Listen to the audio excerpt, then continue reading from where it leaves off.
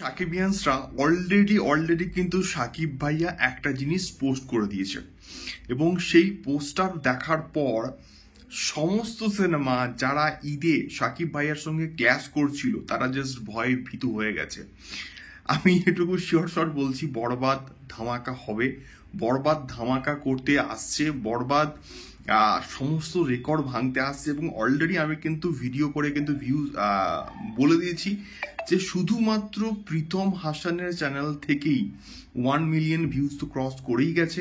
দ্বিতীয় কথা হচ্ছে কোথাও গিয়ে বরবাদ এখন বাংলাদেশে ইউটিউবে মিউজিক সেকশনে শুধুমাত্র কিন্তু 1 নম্বরে কিন্তু ট্রেন্ড করছে এবং শুধু নর্মালে কিন্তু 5 নম্বরে কিন্তু ট্রেন্ড করছিল, বাট এখন 1 নম্বরে কিন্তু ট্রেন্ড করছে এবং সেটা হচ্ছে শুধুমাত্র মিউজিক সেকশনের কথা আমি বলছি। এবং এটা আমি বলছি না, স্বয়ং সাকিব ভাইয়া কিন্তু নিজে পোস্ট করেছে এই পার্টিকুলার বিষয়টাকে নিয়ে।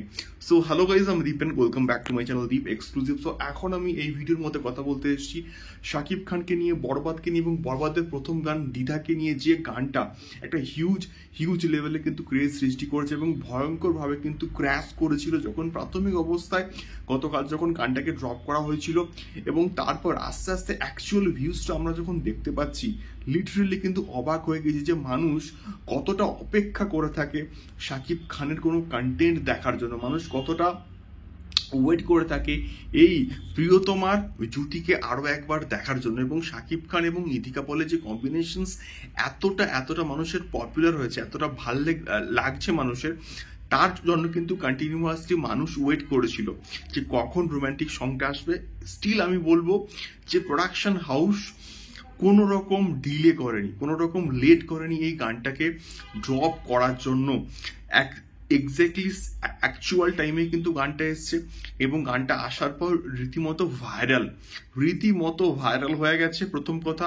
দ্বিতীয় কথা হচ্ছে কোথাও গিয়ে একটা ভয়ঙ্কর লেভেলের রেকর্ড, ভয়ঙ্কর লেভেলের ইতিহাস সৃষ্টি করে ফেলেছে।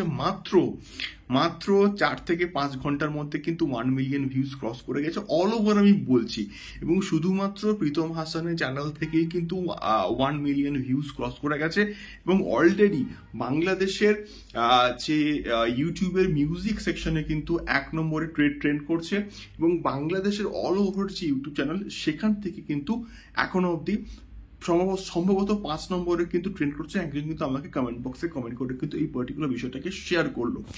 সো তোমরা কতবার করে দ্বিধা গানটাকে শুনেছো অবশ্যই কিন্তু কমেন্ট বক্সে কমেন্ট করে শেয়ার করতে পারো। দেখা হচ্ছে পরবর্তী ভিডিওতে বরবাদ সংক্রান্ত আরো এক্সক্লুসিভ আপডেটস নিয়ে। টাটা।